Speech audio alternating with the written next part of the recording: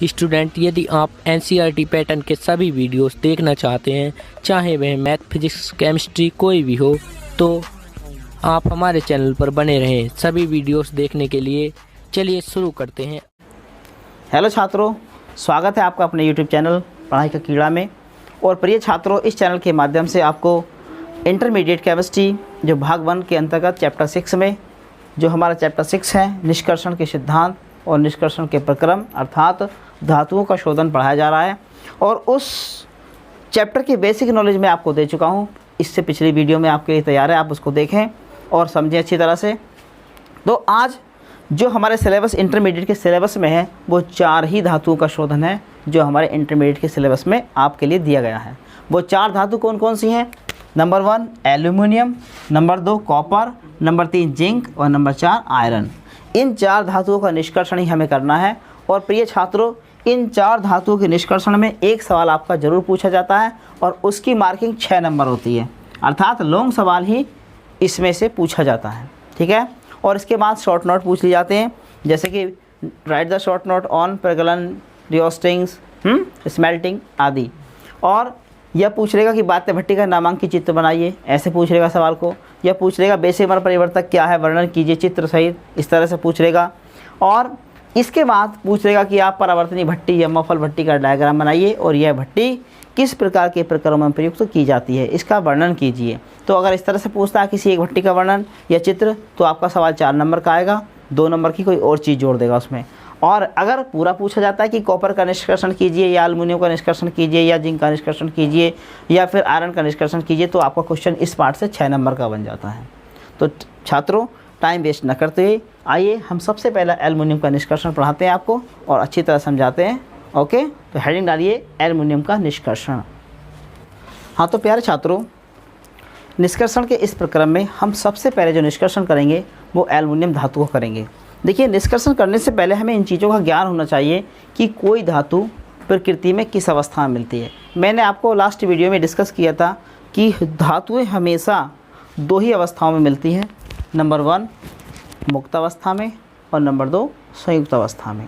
देखिए छात्रों, मुक्त अवस्था में वे धातुएं मिलती हैं जो अधिक क्रियाशील कम क्रियाशील होती हैं, जो कम क्रियाशील होती हैं, अर्थात जो अन्य धातुओं के साथ या तो रिएक्शन करती नहीं हैं या बहुत कम मात्रा में या बहुत ही स्लो पॉइंट में रिएक्शन करती हैं, है ना, जैसे कि गोल्ड।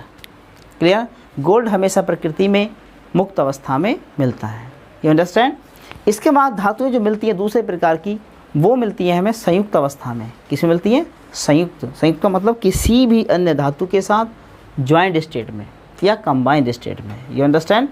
तो आइए, जो हम निष्कर्षण कर रहे हैं किसका? एल्युमिनियम का। यह भी एक एक्टिव एलिमेंट्स है, ये एक्टिव धातु है जो अन्य धातु के साथ मुक्त अवस्था में नहीं, संयुक्त अवस्था में पाई जाती है। तो प्यारे छात्रों, आइए जानते हैं कि इसका निष्कर्षण किस किस प्रकार से, किस किस तरह से किया जाता है और इसका निष्कर्षण हम किस प्रकार के अयस्कों से करते हैं और किस प्रकार के अयस्कों से नहीं करते या बहुत कम यूज में लाते हैं।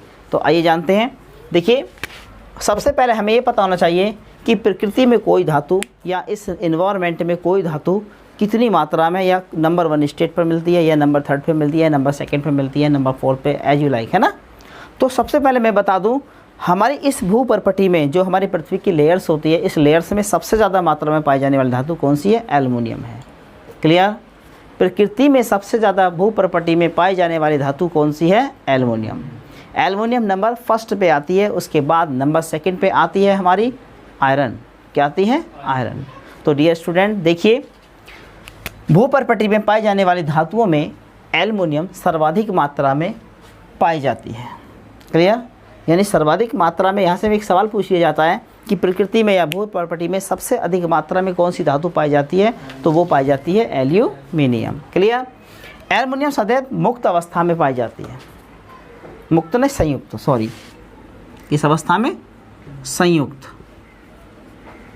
सदैव संयुक्त अवस्था में पाई जाती है। अब इसके बाद इसके कुछ ओर्स होते हैं, कुछ अयस्क होते हैं। आइए जानते हैं वो अयस्क कौन कौन से हैं जिनसे धातु का शोधन किया जाता है। देखिए, एल्युमिनियम की अयस्क वैसे तो निम्नलिखित है, यहाँ पर केवल मोस्टली जो आपके सिलेबस के अकॉर्डिंग है, जो आपको अच्छी तरह याद करने हैं, वो मैं आपको डिस्कस कर रहा हूँ। सबसे पहले है ऑक्साइड अयस्क। दूसरे होते हैं फ्लोराइड अयस्क। ठीक है, पहले ऑक्साइड अयस्कों में सबसे पहले आता है बॉक्साइड Al2O3 × 2H2O, क्योंकि ये धातु आपको पता है कि कंबाइंड स्टेट में मिलती है। तो सबसे पहला अयस्क है हमारा बॉक्साइड अयस्क Al2O3 × 2H2O। दूसरा आता है छात्रों हमारा डाइस्पोर, है ना, डाइस्पोर यानी Al2O3 × H2O, ये होता है डाइस्पोर। फिर है नेक्स्ट थर्ड कोरंडम, क्या होता है कोरंडम, ये है Al2O3, इसको एलुमिना भी कहते हैं। आगे आने वाले जब मैं आपको इसको डिस्कस कराऊंगा तो एलुमिनिया का बहुत बड़ा योगदान इसके एल्युमिनियम को प्राप्त करने में होगा। फिर आता है दूसरा जो आता है छात्रों फ्लोराइड अयस्क। फ्लोराइड अयस्क में सबसे मेनली आता है क्रायोलाइट Na2AlF6, ये होता है हमारा क्रायोलाइट। तो प्यारे छात्रों ये मुख्य अयस्क किसके थे, एल्युमिनियम के। लेकिन प्रिय छात्रों हमें पता है कि हम किसी भी धातु का निष्कर्षण या धातु का शोधन उस अयस्क से करते हैं जिससे कम लागत पर, कम खर्चे पर बहुत अधिक मात्रा में और शुद्ध मात्रा में धातु प्राप्त हो सके, उस अयस्क का हम चूज़ करते हैं। तो इसमें सबसे मेनली जो अयस्क माना गया है एल्युमिनियम प्राप्त करने का वो माना गया है बॉक्साइड Al2O3 × 2H2O, और इस बॉक्साइड अयस्क से ही हम एल्युमिनियम शुद्ध रूप में प्राप्त करेंगे। तो हम लिख सकते हैं कि बॉक्साइड एल्युमिनियम का सबसे मुख्य अयस्क है, इसी से हम धातु का निष्कर्षण या एल्युमिनियम का निष्कर्षण करते हैं। Okay, any question written now. हाँ तो प्यारे छात्रों हमने अयस्कों को प्राप्त किया और अयस्क में हमने आपको बताया कि इस एल्युमिनियम का जो शोधन होता है, जो निष्कर्षण होता है वो बॉक्साइड के माध्यम से होता है, क्योंकि बॉक्साइड इस एल्युमिनियम धातु को प्राप्त करने का सबसे बेस्ट अयस्क माना गया है। तो लेकिन अब इस अयस्क से तो हम धातु निकालते हैं, लेकिन निकालते किन किन प्रोसेस से हैं, क्या क्या विधियाँ अपनाई जाती हैं, उन विधियों में जो 3 विधियाँ प्रमुख हैं, नंबर 1 हाल विधि, नंबर 2 बेयर विधि, नंबर 3 सरपेक विधि। लेकिन एग्ज़ाम में जो क्वेश्चन पूछा जाता है प्यारे छात्रों, कभी भी इस तरह की बात नहीं रखी जाती कि आप सरपेक विधि से प्राप्त कीजिए या हाल विधि से प्राप्त कीजिए या बेयर विधि से प्राप्त कीजिए। इन तीनों मेथड से हमें प्राप्त करना क्या है, इस प्रक्रम में भी हमें एल्युमिनियम प्राप्त होगा, इस विधि से भी हमें एल्युमिनियम प्राप्त करना है, और ये इस विधि से भी। आप यूँ समझ लीजिए कि ये 3 विधियाँ 3 अलग अलग व्यक्तियों द्वारा दी गई हैं, हर व्यक्ति ने अपनी विधि से एल्युमिनियम प्राप्त किया है। क्लियर बात समझ में आ रही है। सबसे पहले इसको हाल साइंटिस्ट थे, उन्होंने प्राप्त किया। उसके बाद बेयर साइंटिस्ट आए, उन्होंने बेयर ने अपनी विधि से प्राप्त किया। उसके बाद सरपेक आए और सरपेक ने अपनी विधि से प्राप्त किया। तो प्यारे छात्रों हमें यहाँ पर तीनों विधियों का वर्णन नहीं करना है, हमें यहाँ पर केवल एक विधि का वर्णन करना है, और वो भी विधि हम यूज़ करेंगे केवल हाल प्रक्रम से। यू अंडरस्टैंड, हम हाल विधि से एल्युमिनियम का निष्कर्षण करेंगे। You understand, any question, okay written now. हाँ तो प्यारे छात्रों अब हम एल्युमिनियम का निष्कर्षण जो करेंगे हाल विधि से करेंगे। किससे करेंगे, हाल प्रोसेस से। तो आइए जानते हैं हाल प्रक्रम में क्या होता है। सबसे पहले ऑल स्टूडेंट मेरी तरफ ध्यान देंगे और उसको अच्छी तरह समझेंगे, ठीक है।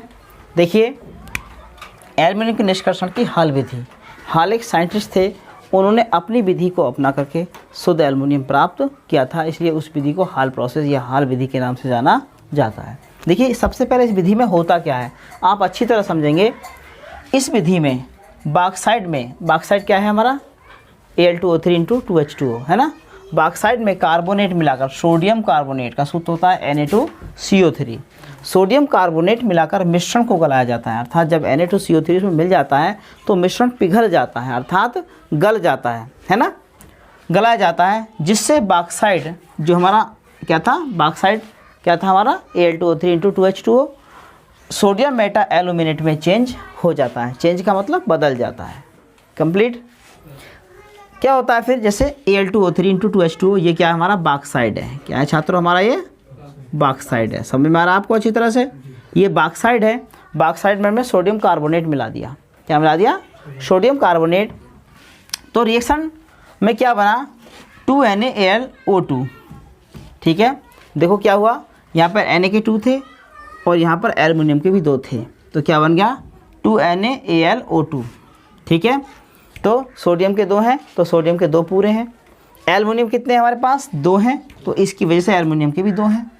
ऑक्सीजन के कितने हैं मेरे पास, 2 ये हैं और 3 ये हैं, 5 है मेरे पास, तो 2 दूनी 4 है ना, 2 दूनी 4 और प्लस यहाँ 2 दूनी 4 और 2 6 और 1 7 है मेरे पास। तो गड़बड़ कितनी की हो रही है हमारे पास? कितनी हो रही है गड़बड़ बताओ? कितने की? 3 की। तो देखो हम एच को देखेंगे, एच के 4 है हमारे पास, तो हम यहाँ भी 2 और ले सकते हैं, ले सकते हैं। क्लियर? अब चेक कर लो, 2 ये हो गए ऑक्सीजन के, 3 5 और 3 8। ठीक, तो 2 दूनी 4 और 2 6 और 2 8 कंप्लीट, यानी ये रिएक्शन हमारी कंप्लीट है। अब देखेंगे, अब हमने क्या प्राप्त किया? सोडियम मेटा एल्यूमिनेट प्राप्त कर लिया। जब सोडियम मेटा एल्यूमिनेट प्राप्त कर लिया तो अब गलित मिश्रण को छान लिया जाता है, अर्थात सोडियम मेटा एल्यूमिनेट को क्या कर लेते हैं? छान लेते हैं। ठीक है, छान लिया जाता है और अब इसमें सोडियम मेटा एल्यूमिनेट को 30 से 60 डिग्री सेंटीग्रेड तक, कितने से?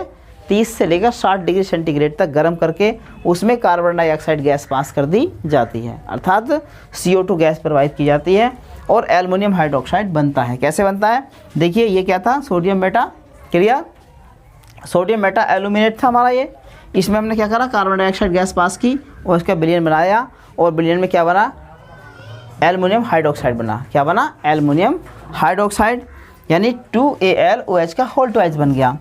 ठीक, अब ये बना Na2CO3, यानी सोडियम कार्बोनेट हमारा ये बन गया। ठीक है, अब हम रिएक्शन को बैलेंस करेंगे। देखिए, सोडियम हमारे पास कितने थे? 2 थे, तो हमारे पास सोडियम के यहाँ पर कितने? 2 कंप्लीट है। रिएक्शन पे आप सबसे ज़्यादा ध्यान देंगे, सोडियम के कितने थे हमारे पास? 2 थे, तो सोडियम के इधर भी हमारे पास 2 हैं। अब कार्बोनेट के कितने थे हमारे पास? सॉरी,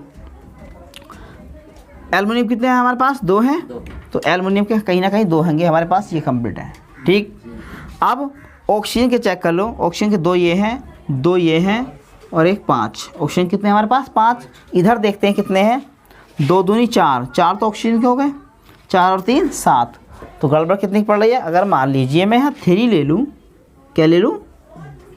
3 ले लूँ या 2 ले लूँ, चलो, है ना, 2 ले लूँ, तो देखो अब ऑक्सीजन कितने हो गए? 2 4, 2 दूनी 4 और 2 6 और 2 8। अब यहाँ चेक कर लो, 2 दूनी 4 है ना, 4 और 3 7।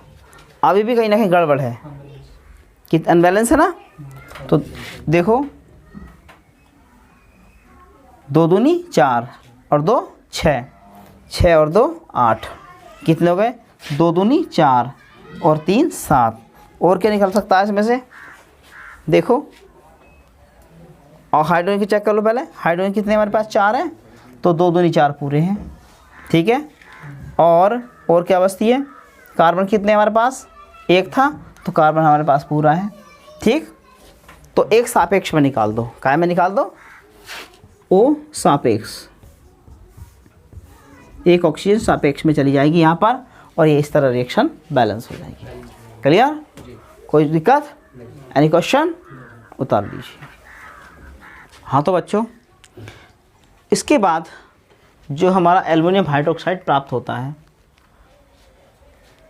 उसके बाद क्या होता है आइए जानते हैं। देखिए, अपक्षेप जो प्राप्त हुआ था हमें, अपक्षेप को जल में धोकर सुखाते हैं। किसका अपक्षेप प्राप्त हुआ था हमें? AlOH का होल ट्वाइस का। एल्युमिनियम हाइड्रोक्साइड का जब अपक्षेप प्राप्त हुआ तो पहले इसको धो लेते हैं और धोने के बाद इसको सुखाते हैं और सुखाने के बाद फिर जो है बहुत तेज़ गर्म करते हैं। ठीक है, तेज़ गर्म करते हैं जिससे एल्युमिनियम हाइड्रोक्साइड क्या था हमारा? एल्युमिनियम हाइड्रोक्साइड एल्युमिनियम में अपघटित हो जाता है। क्या में? एल्यूमिना में। किस में? एल्यूमिना में, Al2O3 में अपघटित हो जाता है और इस प्रकार एल्यूमिना प्राप्त होता है। समझ में आ गई? अब हमें क्या प्राप्त हो गया? एल्यूमिना प्राप्त हो गया। अब हम इस एल्यूमिना से ही शुद्ध मात्रा में एल्यूमिनियम प्राप्त करेंगे। देखिए, जैसे कैसे? 2AlOH का होल ट्वाइस आ गया, ये क्या था? अपक्षेप था हमारा। इसको मैंने तेज़ गर्म किया, तेज़ गर्म करने पर क्या प्राप्त हुआ? हमें एल्यूमिना प्राप्त हुआ। क्या प्राप्त हुआ? एल्यूमिना। ये हमें एल्यूमिना प्राप्त हुआ। अब इसमें वाटर का जो कण थे वो निकल गए। इसके बाद क्या आता है छात्रों? अब शुद्ध निर्जल एल्यूमिना, ये हमें शुद्ध निर्जल एल्यूमिना जो प्राप्त हुआ था को गलित क्रायोलाइट का सूत्र होता है Na2AlF6 और फ्लोरोस्पार के साथ के गलित मिश्रण में घोलकर, किसमें? Na2AlF6 और फ्लोरोस्पार के गलित मिश्रण में घोलकर गलित मिश्रण को, जो हमें मिश्रण प्राप्त हुआ उसको 875 से लेकर 900 डिग्री सेंटीग्रेड तक क्या करते हैं? गर्म करते हैं। कार्बन इलेक्ट्रोडों के बीच वैद्युत अपघटन कराने पर, किसके? कार्बन इलेक्ट्रोडों के बीच वैद्युत अपघटन कराने पर कैथोड पर एल्युमिनियम प्राप्त होता है और एनोड पर ऑक्सीजन मुक्त हो जाती है। ठीक, क्या होता है? 2AlO2 प्लस यानी 2AlO2O3, 2Al2O3 ये क्या था हमारा? एल्यूमिना था। एल्यूमिना का अपघटन हमने कार्बन की छड़ों के बीच किया या इलेक्ट्रोडों के बीच किया और इसको कितनी डिग्री तक गर्म करा? 875 से लेकर 900 डिग्री सेंटीग्रेड तक मैंने इसको हीट किया यानी गर्म किया। तो क्या होगा छात्रों? इससे एल्यूमिनियम प्राप्त हो जाएगा शुद्ध मात्रा में, ये प्राप्त हो गया 4Al, ठीक है, और ऑक्सीजन गैस निकल जाती है।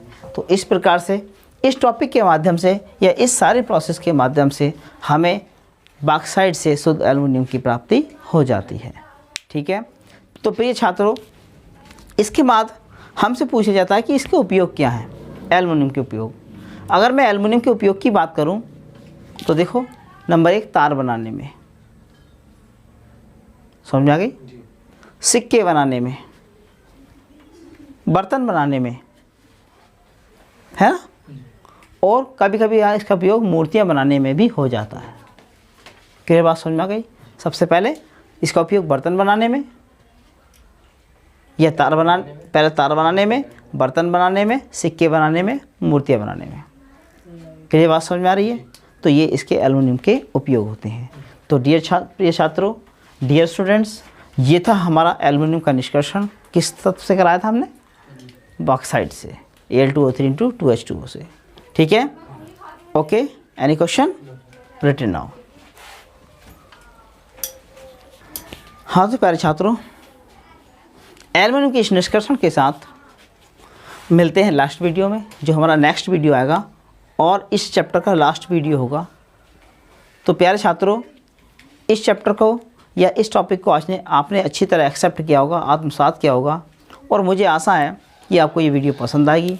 अगर छात्रों ये वीडियो आपको पसंद आए तो हमारे चैनल को सब्सक्राइब करें, लाइक करें, शेयर करें और कमेंट करें, इसी आशा के साथ कि आप अपने एग्ज़ाम में अच्छे मार्क्स को गेन करेंगे और अच्छी प्रतिशत लेकर के अपनी परीक्षा में सफल होंगे। तो छात्रों, मिलते हैं नेक्स्ट वीडियो में, तब तक के लिए tata bye bye, take care.